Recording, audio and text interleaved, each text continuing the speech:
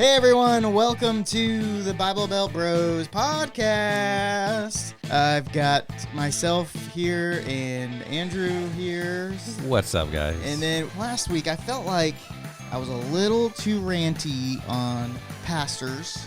And really it was church leadership, technically. Like not just pastors, but people that are leaders of different ministries. Right. Complaining about them. And so I figured what's the best thing to do is to bring a pastor on to make sure that we balance the scales a bit. So we can bash them in person. Yeah. Bash them in person. So Except he's a little bigger than both of us. And this guy's he's kind of a pastor. He's a youth pastor. Oh, so half still. pastor. So he doesn't technically count yet. But come in was it September, October timeframe? Yeah. Then one of those days. Then his opinion will matter. So everybody, welcome to the podcast, Kyle Henderson. Yeah, that is my name. Thank you. Welcome. Snapping. Thanks for having me. Yep. Thanks for having me. Here's the That's applause. Kyle. It's been a while since we've had somebody on a podcast. I don't know how to interview people.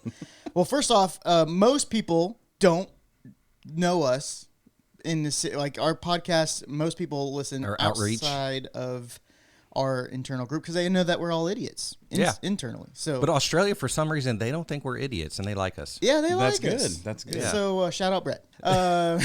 So Kyle, tell us a little bit about yourself, your ministry ladder that you've been growing. Hey, look, there's a red wing. Yeah. That's an actual red wing blackbird. If you can see, where's Shay? We need Shay to be able to see this now. Yeah. So sorry. There's our bird feeder camera stream on YouTube is got a lot of birds on it today. Because we got a storm coming in. When a storm comes in, birds go and they kind of store up a little bit. So, anyways, Kyle, tell us a little bit about you, who you are, and why you're in ministry. Yeah. So, my name's Kyle. Man, I've been in ministry now for, I guess a little over a decade. Started a Bible study in college, is kind of where ministry took off for me, and then just kind of hopped around a little bit. Carla and I were here at Church That Matters, gosh, I guess almost 12 years ago now it's been, and we launched the youth ministry 12 years ago, and then that kind of spurred us on. Since then, we've been able to live in 6 different states and get to do ministry in different geographic areas. We've been in Colorado, we've been in kind of the upper Midwest, been on the East Coast, and for us it's been great. We've got to see different contexts, got to see how God is global, but the culture definitely kind of dictates how you get to share the love of Jesus. And so for us, it's helped groom us into better leaders, better disciple makers. And so we got the opportunity to come home October of 22. We found out Carla's dad had cancer, and so that was already something that was kind of trying to bring us back home. And then the same day we found out he had cancer, Rusty called and offered me this position. So it felt kind of like a God thing bringing us home. So that got us back here. My official title is the executive pastor of Next Gen Ministries and House Churches. I feel like that's a title that just makes you do more things for the same pay. It absolutely is. It absolutely is. It sounds fancier than youth pastor, so that's why they gave me the fun title there. It helps some adults listen to me, and then most of them are kind of like you guys are like, oh yeah, he's a youth pastor. 100%. We'll listen to him occasionally. It reminds me of the corporate ladder structure where people do get like random title. Like I changed my title on LinkedIn a million times because just whatever. Right.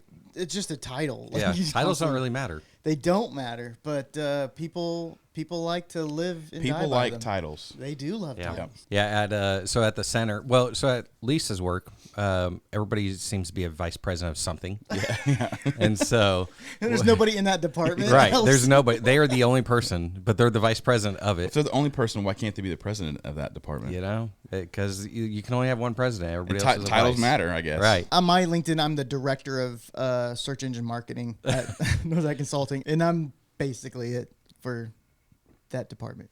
Yeah. Minus some virtual assistants. See, you're so at the Veteran Center, we did the same thing, and everybody's a vice president. So, like, Karen's vice president of Treasury. That's awesome. I'm the president. So I'm the only president, but everybody else is a vice president. So you're the king. You're the king of the castle. That's right. That's awesome. So yeah, titles don't matter, but we still want them. They're fun. I do want to thank you, and also especially thank your wife. For holding off.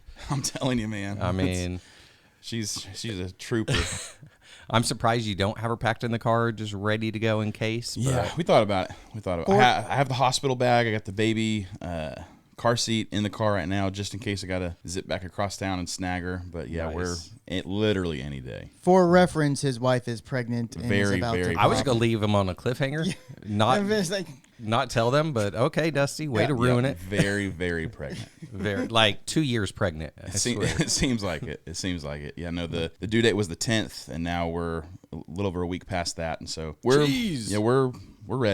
We're ready. Well, thanks for being here. Absolutely. And sorry I was late again. Absolutely. probably thank Carla more than thanking Yes, you. yep. But, Thank you, Carla. Shout out. all right, so you've grown into youth ministry. You came back Mm-hmm. here, Church That Matters, and then you haven't left. And then now you're going to be the senior pastor. How's God been pulling you in that direction of a calling? Whenever we moved back home, the plan, which if you want to make God laugh, tell him your plan, right? And so our plan was kind of this like 5-year plan, and we had it all worked out to where we were going to kind of be in this role for about 2 years and find someone else to come in and take over the youth ministry. And my goal was to kind of train them up and equip them with the things that we've grown to know over the last 10 years. And then after that point, we were going to start a church planting residency, and we were going to walk through the residency program and plant our own church. So that was the plan. Whenever we moved home, that was the kind of the game plan there. And then after I got back, we pretty quickly I realized that maybe I'm not supposed to plant a church. I've seen it done now in this context close up with Rusty and just his process. And everyone's asked me when I said, yeah, I'm going to plant a church someday. Like, where are you going to do that at? Well, I don't know. Well, who, like, when? I don't know. It's just been like these big question marks, and those things are important. Like, you should probably know the when and the where. And we're not necessarily, up until this point, we haven't really been passionate about any place. It's just kind of been like this generation that we've been passionate about. And so that started to kind of shift my heart a little bit just into more of a leadership heart of like, how can I lead and equip this next generation who's very much looked at as the church of tomorrow, but I see them for the ability they have to be the church of today. And so that's kind of shifted my perspective a little bit. And so getting an opportunity to step into a lead role, I think that's going to be cool to be able to be in that spot where we can continue to dream about what it would look like to equip this next generation, but then have the ability and the capacity to just do it. Like, not just talk about it, but to actually get to do it. I think leading adults is going to suck. I mean, I'm just saying. I agree. You have people like me that. And me. It was. I'm sorry. I think leading all the other adults is going to be great. I think leading you two is going to Okay. be a little tricky. I can see that. Especially since we come on the podcast afterwards and then talk about you. Exactly. Then I get to come back and listen to it, and then I know where your studio is, so I can find you. I'm just a mile from the church. It's not like Yeah. One of the things that was told to me, why I say I think it's going to suck or whatever, is one of the guys at the revival that was speaking on the last night. He said that the reason youth ministry is so awesome is because most of the youth haven't been bogged down by life. Yeah. Haven't had been hurt by so many people. So you get almost 100% buy-in on a lot of these things. When they get saved, there's just 100% buy-in that they'll just do whatever you tell them, whatever their leadership tells them, whatever the Lord's telling them. Like, they're just 100% all in. Where then when you have adults like us that have been like, we're cynical, been hurt by the church, Right. maybe we've had just experience like this is the same thing, same thing We've- over and over We've again. seen how the sausage is made, and, Yeah. and how- Right, the behind the scenes, Right. and so then you just like those people don't buy in as easy, but then you also need them to pay. So then you have to cater to them to make sure that they're following the command to tithe. Yeah.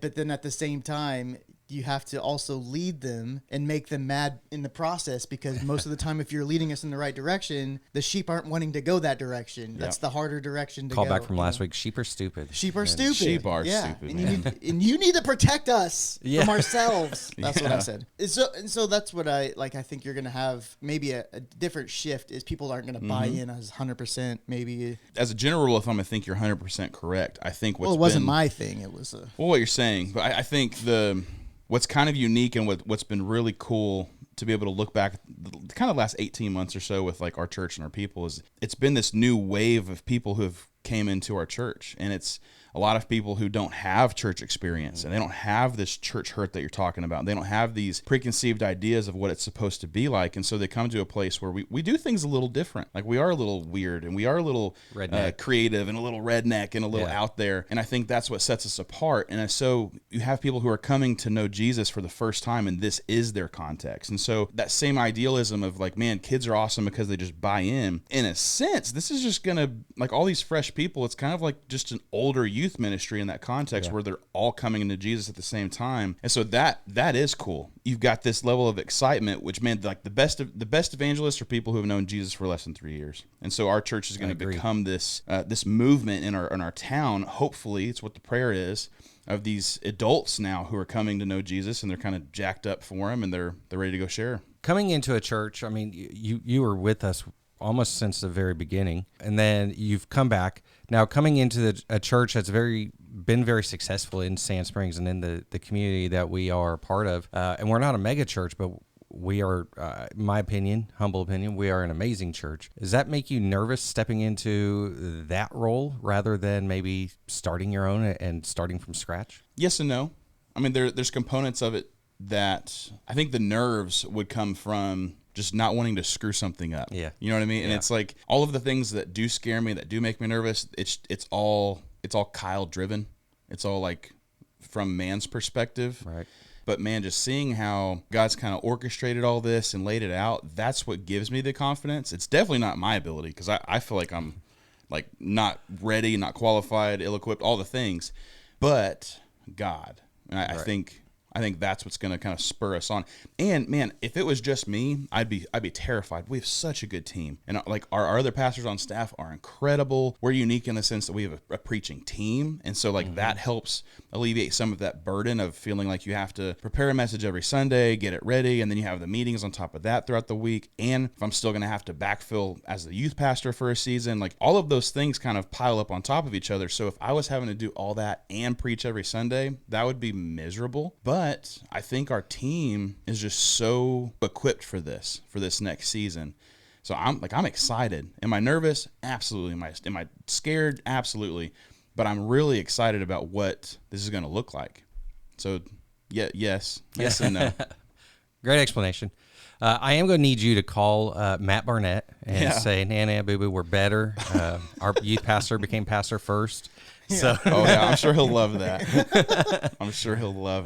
Matt and I, every time we see each other, it's, I always show up and be like, "Don't worry, the church that matters is here." We got you. Yeah. Including last night at the dinner. So one of the things I wanted to talk about is we did just recently, our church did a creative ministry outreach to the schools, and just kind of wanted to talk a little bit about, that's part of our, we call it our core value, is doing things funly, doing things creative, out of the box. Yep. So talk a little bit about what we just did, and then kind of the mentality of behind that and why that is more than just the act. Yeah, are you talking about the shoe giveaway? Yes. Yeah, real quick, hold on. Let me get my notes out so I can find out where to get these shoes. Yeah. Do you have any notes. extra sizes? Size 11? Yeah, so man, we were blessed from one of our partners to get the ability to give away some cool shoes. Man, we were able to give away some Jordan 1s. We have an alternative high school here in our town, and we're able to have every kid in the school come into their student lounge, and we had a team of I think there was 7 of us in there, and so 4 of us were able to sit down and kind of fit kids for shoes, and we physically like help take their shoes off. We fit them.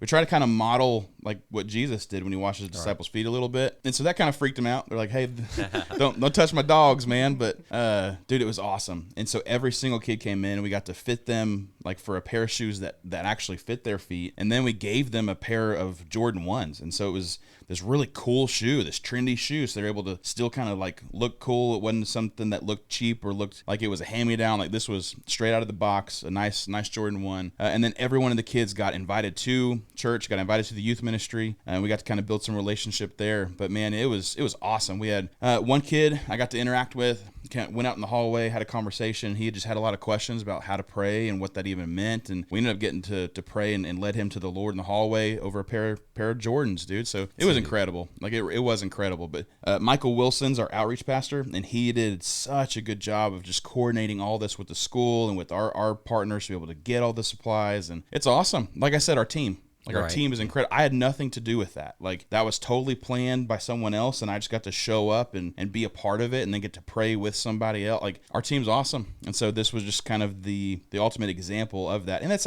out of the box, man. To go and be able to put shoes on feet and get those interactions, and the teachers got to walk through and see the whole thing happening because they walked their kids to the student lounge, and it was cool. It was really cool. And so why is it important to kind of do things like that? So you're meeting like a tangible need, right? And so I think often as Christians, at least in our context, not everywhere, but here in the Bible Belt, this cultural Christianity is rampant, and it's so easy just to be like, oh, you're struggling? Okay, I'll pray for you. Well, just help them. Like if they're struggling and you know what they're struggling with, just help them. Like Acts 2:42-47, right? Like they gave everything to be together with the church. And so if we have the means to do it, do it. Don't just say, hey, I'll pray for you. Like if we could be about it, let's be about it. And so I think we do a pretty good job, and we try to do that. Like whether it's food and like feeding our community, we do a great job of that. Whether it's financial assistance, we help with that. Our house churches do a great job of kind of meeting needs within our church. And yeah, I think it's important. So like, okay, so meeting the shoes need, that's one. And now I saw that we had a video. I saw your dogs just hanging out there in the video. Oh yeah, I was wearing tacos, dude. My little Floridas were dangling out there. They were all over the place. But what are some other creative ideas that other churches could kind of maybe take the idea from us and go with it? What are some other things that we've done? Yeah, so I think, well, man, just like food distributions, like the things that we've done for a long time that kind of feel to us like, oh yeah, we've always done that. So like food distributions is one. Buy a coney shop. Yeah, buy a coney shop. But I mean, honestly, like the heartbeat behind that is like have a ministry in the marketplace where you could hire someone and then offer meals for people who are experiencing homelessness. Like there's a lot of things within that, but I think the deeper issue is churches get so stuck in their ways, and they get so used to like, I hate this sentence. Well, in the past we've fill in the blank. That's a cuss word, dude. Like if you say that, you're stagnant. If you say that, you're stale. You need to get some creative juices flowing. And so I think anything that a church is doing, and that's how the conversation starts, is like, well, in the past we've always done this, or we've always done it this way. I think if you start it that way, throw it up on the board and say, okay, this is how it's always been. What would the opposite of this look like? Mm-hmm. How could we recreate our processes to still accomplish the same goal, but we want it to look different. We want it to be fun, be energetic, be whatever. And I think those are the conversations that we kind of lead with at CTM, that's what makes us unique. And so instead of saying, how would a traditional church accomplish this goal, we're like, how can we be really weird and make this happen? And so those things have kind of been what spur us on. But and ultimately, they get the most shares. Most people start talking about it, Yeah. And I think one thing that makes our church a little different than others is most of the things that we're trying to do are not bringing people into our building. It's trying to go wherever they're Absolutely. at. Yep. Like the food distribution, even like we have to do that somewhere, and it's in our parking lot. But we're not saying, "Hey, come to church," and then as you leave, go get some food. Well, like, even our parking lot's different, right? Like it doesn't look like your traditional church building. It's like in a strip center. So when you come into our parking lot, you see 20 other businesses, and so it's like, wait, which one do I go to? Which one's the? And so even that in itself is kind of unique. I'm going kind of real back to where I asked about if you're nervous, because I know Dusty's all, outside ministry, and get your take on all that. I want to know your feelings and all that. So what's it going to be like having, we're in a unique situation where our lead pastor actually is not leaving the church. He's still going to be there. Yep. So is that going to make you nervous? I want to know those type of thoughts. Like you want to know inside thoughts. Yeah. No. So Rusty's been he's my spiritual dad. And so he's the one who, anything that I know really how to do when it pertains to house church and like really my initial entry into ministry, he showed me how to do it. Now, if you both know Rusty, so when I say he showed me how to do it, that meant he said, oh, go do this, and I'm going to tell you how you messed up. Yeah. And so I got to learn like trial by fire a lot, which was great. Like it was very hands-on. He gives you the opportunity to just go and try, and then if it messes up, okay, well, let's talk about how that went. Why did it mess up? And so again, it makes you think and makes you process. And a lot of the things that I had done early on that did fail, those things came from, well, in the past And so then he's like, okay, well, that doesn't work anymore. And so even his vision of being unique and being outside of the box, right? What the church called the box, when you do outside the box things. So there is that level of, well, my dad's here. Like I got like this, my spiritual father's here. But with that, it's like, oh, my dad's watching. Yes. And so there is that level of intensity and that level of like, okay, I don't want to mess this up. Like this is his baby. And so there is some nerves that come with that. But I think the overwhelming sense of comfort knowing that he's not going anywhere far exceed the nerves of him watching. Because it doesn't feel like it's a watchful eye so he could see how I've messed up and like wag the finger. It's more like, okay, let's have a conversation about this because he's done this. And this is like, he launched CTM 15 years ago in a house church. And so for him, this is his vision. This is his baby. And he's trusting God and trusting me in that process to be able to take it to the next level in the next space, which I feel like I have the capacity to do. I think what CTM needs next is something that God's equipped me with. And so just kind of setting into that and knowing that we still get to do it together, but he gets to kind of just sit back and enjoy now. And he gets to really do what God's calling him into next. We actually talked about this on Wednesday. Like people ask, man, how do you know when a season is ending? Like, how do you know when it's actually time to move on? And I was listening to this other podcast and they said immediately, once the grace is lifted. So when you're in ministry, when you're in a role and you have this capacity that doesn't make any sense, and you get to do things and accomplish things that everyone else looks at and they're like, dude, how do you even do this? Like, that sounds hard. That sounds like a lot. And your response is like, well, I don't know. I just do it. Rusty's done that for 15 years, man. Like the things he's done, the things he's accomplished, everyone looks at and like, how'd you do that? How'd you get into the school system? How did you get into this ministry? How'd you get in with this?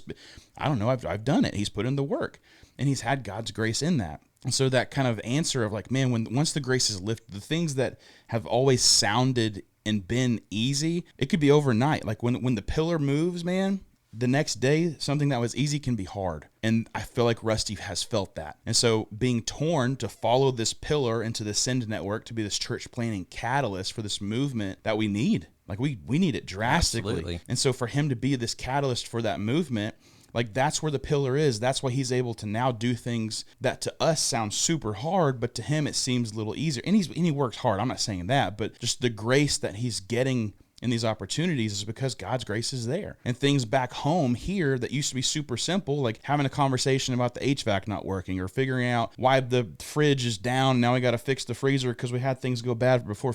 Like all those things that used to just be easy conversations are now hard. And it tears him in two different spots. And so to me, that has been a clear answer. Like this is happening. And so now we're able to kind of follow that pillar with Rusty as I step into a new area of God's grace and leadership too. And then what's really been unique in this process is I'm on both ends of this. So I'm stepping into a new role, but I'm also having to do what Rusty's doing on the backside and fill my role. So it's helping me kind of be a good student in this process for him because I'm having to do what he's doing on the backside. So I'm getting both ends. And so it's like, okay, I understand why you're doing that because I feel that too. Is it hard? Yes. Is it annoying? Yes. But I get it because I'm having to do the exact same thing. So the whole process has really been good. So it's kind of alleviated some of those nerves, just getting to be able to process the whole thing as we go. But none of us have done this. Like this is all new. And so it's just kind of stepping into the unknown, right? And so that comes with some nerves naturally, but also some excitement. Yeah, for 15 years, Rusty's done things that haven't been done. So he's kind of used to that. So, so now for the next 15 years, you get to do that. Yeah, there we go.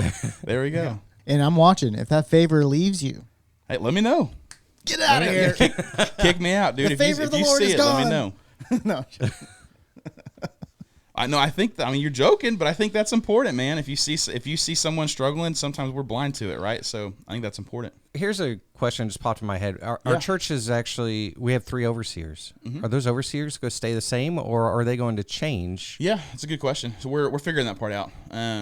They will change eventually, but I think we're kind of going to look at something. Again, we've never done this before, right? And so it's figuring out. I think what we're going to look at is bringing a couple new ones on because the overseers we have 3, but it's actually a range. You could have 3 to 5. Oh, gotcha. And so I think we're going to bring 2 new ones on and kind of do another overseers weekend soon.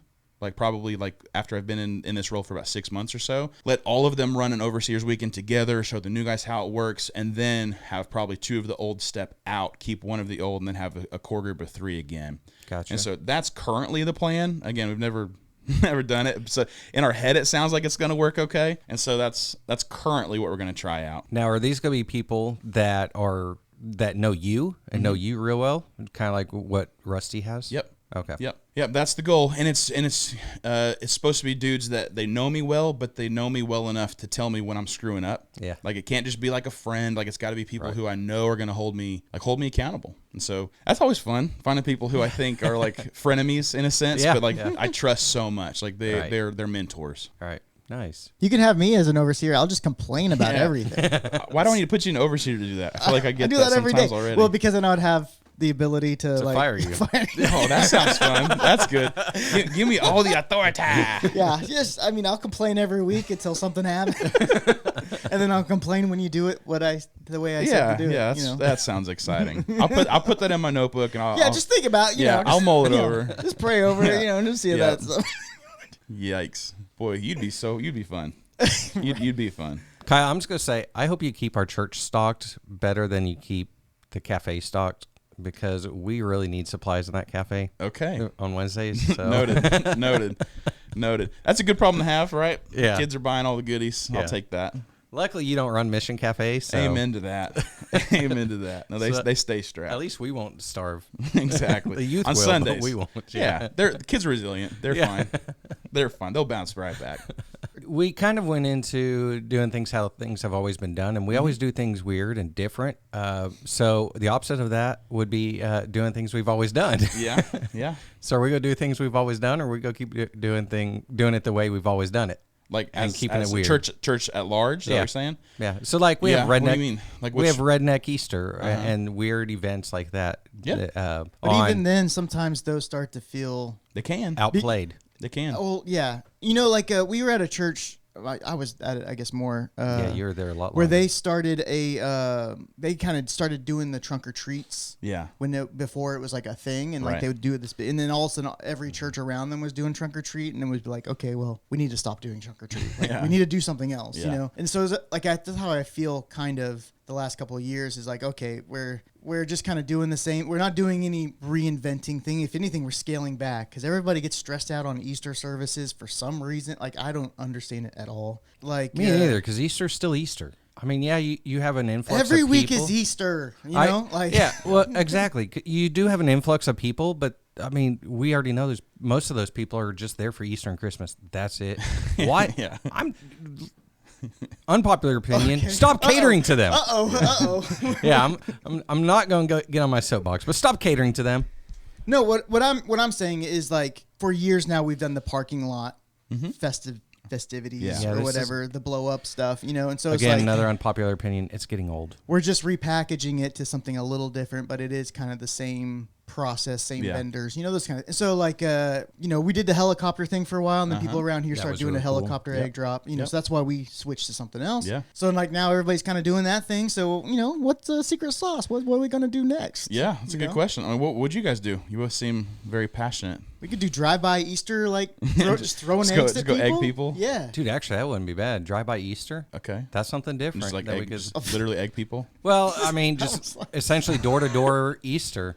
And we go and I mean, we just did door to door last week in house church. Yep, egg in the hood. Yeah, but then what if we did a don't go to church Sunday on Easter, and we go out into the neighborhoods and minister, and we take Easter to the people. Yeah, I mean, that's different. That is different. So that is different. I don't know. That's just the first thing that popped up. I don't have any ideas. I'm the guy that brings up the problems. Yeah. I don't bring up solutions. That's not my forte. Yeah. But you know what I mean? Like, that's part of it. Like, we can easily get into, like, doing the same cool things that are different still to a lot of people. But for us, now they're becoming mundane a little bit. And I don't know. I just, I don't know. So what is the target for Easter? Well, I mean, who do you think it should be? Everybody, but at the same time, the unreached, which is a target every Sunday. Mm-hmm. So why do a special spectacle? I mean, obviously, I know why Jesus rose for us. Yeah. And that's why we celebrate that. But why such a spectacle on one Sunday and not every Sunday? Yeah. Well, I mean, the logistical part of that is like, one, finances. Like a lot of money goes into Easter and the planning and the prep and all that. But then two, like you said it yourself earlier, like a lot of the people that are there on Easter, they only come like, they're like the CEOs, the Christmas and Easter's only, right? So if those people are only going to be there a couple times a year, do you think they know Jesus?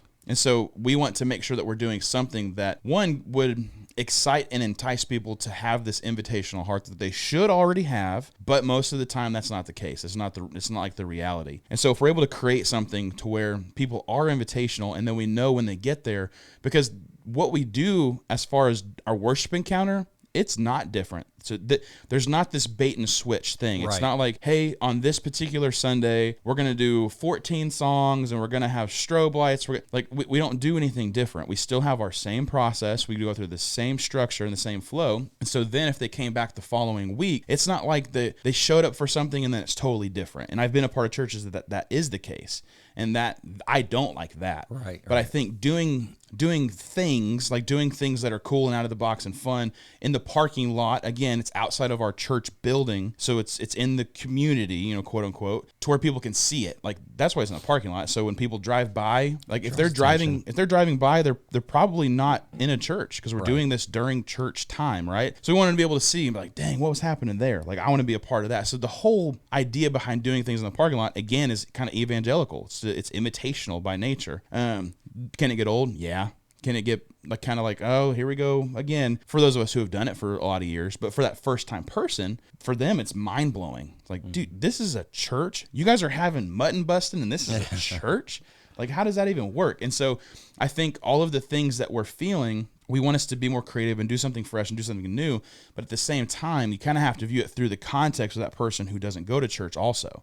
It's like, okay, well, if I've never seen this before, and this is my first interaction with a church, or maybe it's my first interaction in a lot of years when I was hurt when I was younger, like that, to me, that feels good to have this environment where it could be fun for the whole family. Like that's key too. It's not just catered towards the youth. It's not just catered towards the kids. It's like this whole family thing. So I don't know. I think we should be creative and continue to flex and bend with like what's happening, but still need to be able to have this invitational space to bring people in. I will say one thing that I have been harping on for like 4 or 5 years now, and this comes when you're bringing up the worship. We don't change anything about it. I think, and I have been mad about this every year, right? One, I don't usually play on the Easter weekends or whatever. No reason why. I think last year I did the like online production stuff, the coordinating stuff. But I never like sign up for anything, because usually last minute there'll be a gap. Yeah. In the production side of things. So I'm just usually always just ready. But for me, I have always, and we're doing it again this year, we're doing a new song. We're doing like a song that's fairly new. Yeah. And then a song that we did last week or whatever. And most of our staff at this point are not even in that service. And so I hate worship encounter. Yeah. Thank you, Andrew. Whatever. You. Okay, let's okay, we're not going there. But same thing, second verse. I think, because basically you're going to be in that service, it's going to be like completely silent. Just the band playing. Nobody's really going to be singing along. Our people don't even know this song. They're not comfortable with.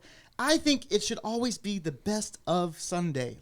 Most of our people aren't in there anyway. We should be playing the songs that everybody sings the loudest, the craziest, the most excited. Yeah. It could be the reteaching Get of our a Wednesday, sermon that Wednesday hype. Yeah, we'll just turn a Wednesday up on a Sunday. Exactly. Yeah. Like, you know what I mean? Like we did that coming back from being off a couple weeks on a Wednesday. Yep. I did every song that I knew was going to wear everybody out. Bring out the bangers. Exactly. Yeah. Why not? One, probably 20% of the people in the crowd are going to our church right now. Yep.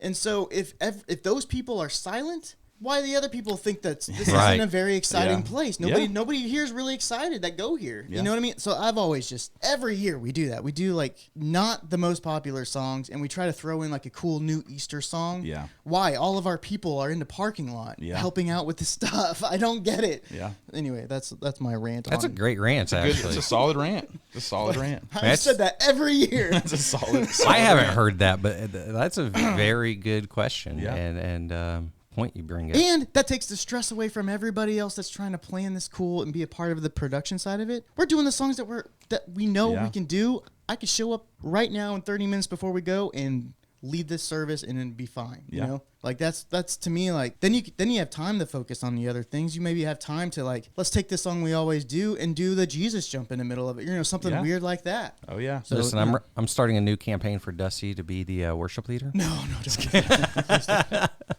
Because that's a great idea. I mean, Dusty just peed a little for you guys can't see what happened. Don't do that. because he's right. If Arch own people aren't energetic or excited to be there, then why come back? Yeah. And we're doing this massive spectacle to attract people. Yeah. It's just perception. But it's going That's all to going to seem lame if no one's singing. Yeah. I agree. I mean, that's a great idea. I agree. Do you think in general, because I mean, you guys you've both been at CTM 15 years. a long time. Yep, 15 And so years. how have you seen our like worship through song? Okay, it's worship. Like, how have you seen our worship culture shift, or have you?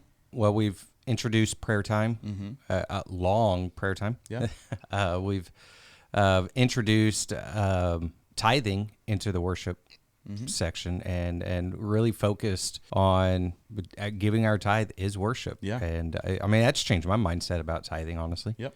So, I mean, I've seen a huge shift in our worship because we incorporate everything essentially except for the message into worship. Yep.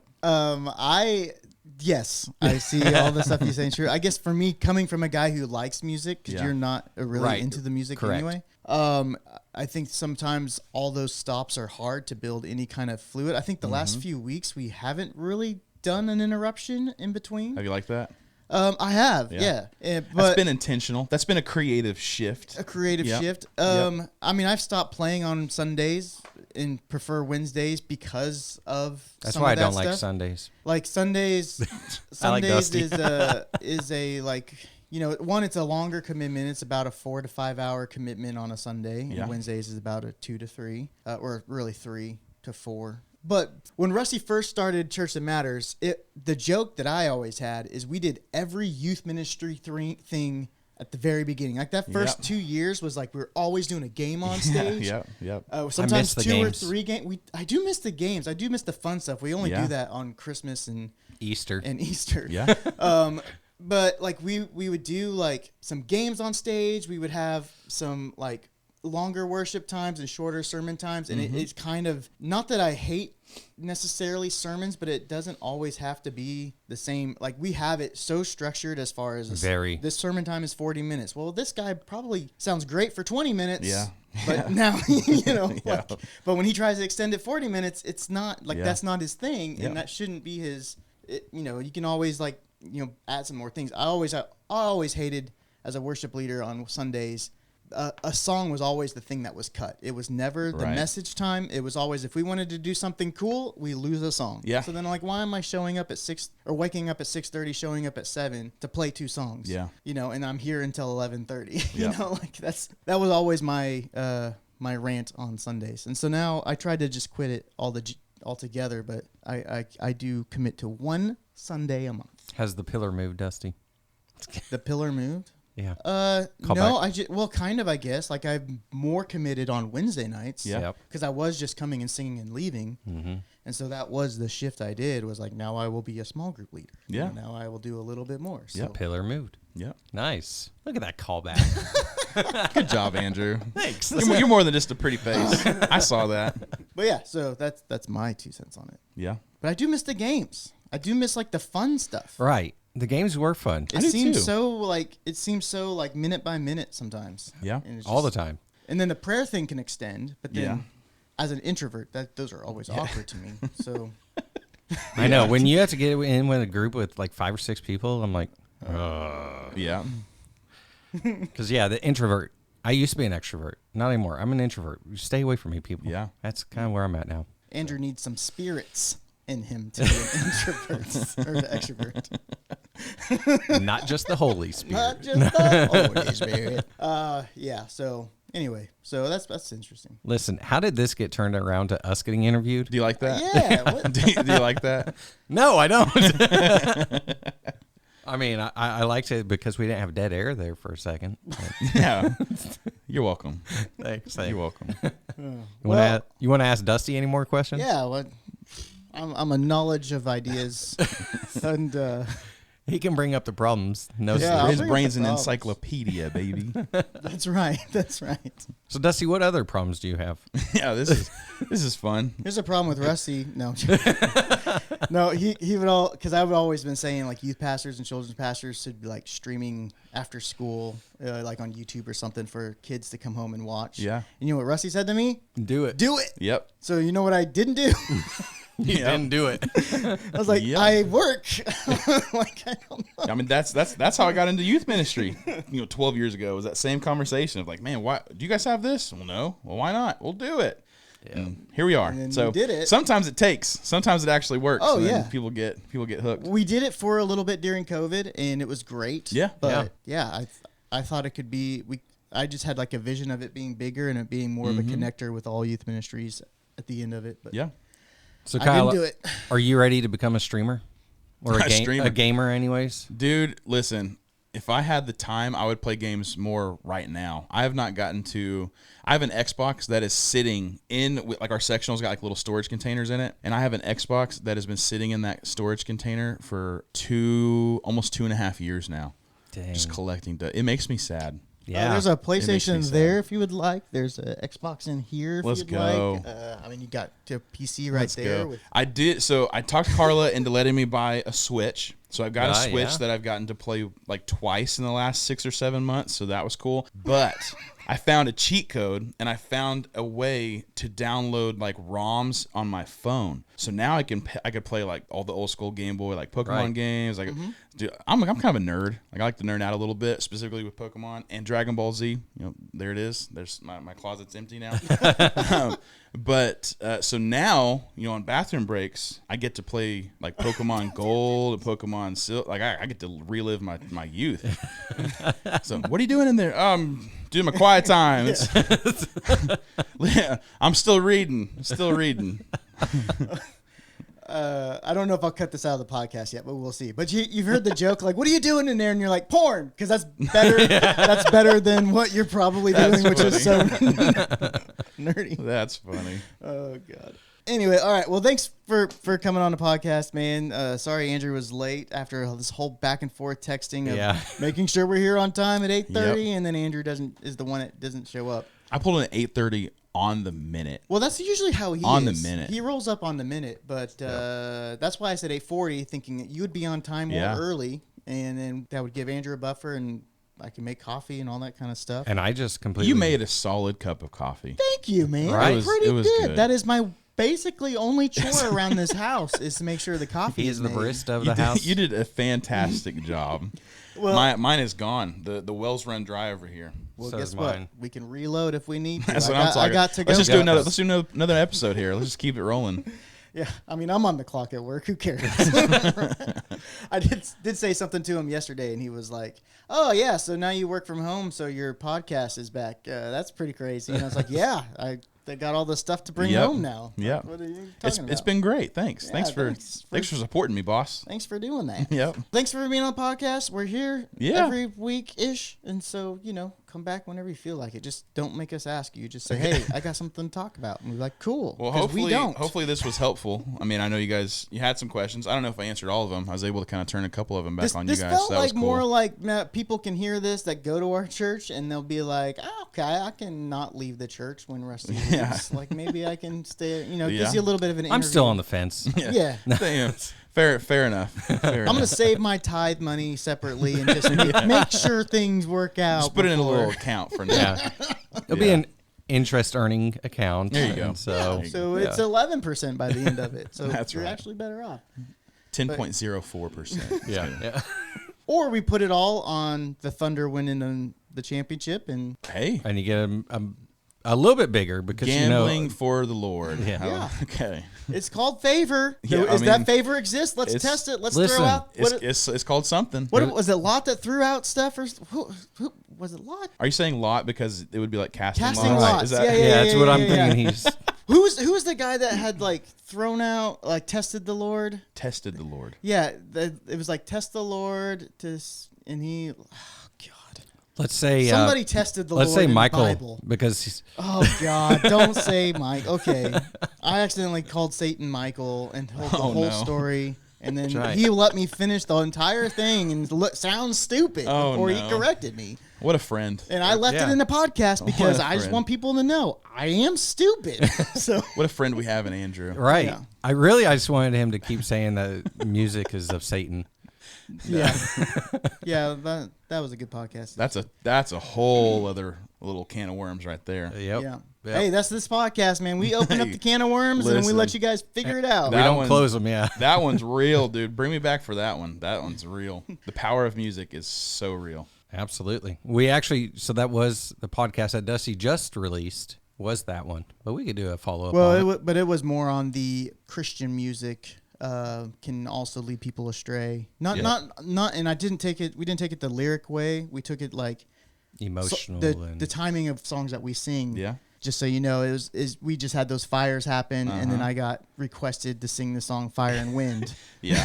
And Like, so, well, that's- maybe not. maybe, you know, and Yeah, let's read the room. Let's read yeah, the room. exactly. Yeah, And there was a study I looked into, probably like 5 or 6 years ago, and your brain reacts the same way when you have the haze and the lights and all the things.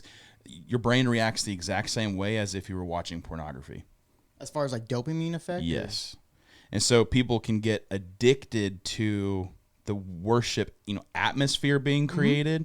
And so then that becomes like your porn, like worship porn almost. And it was a different message I listened to before.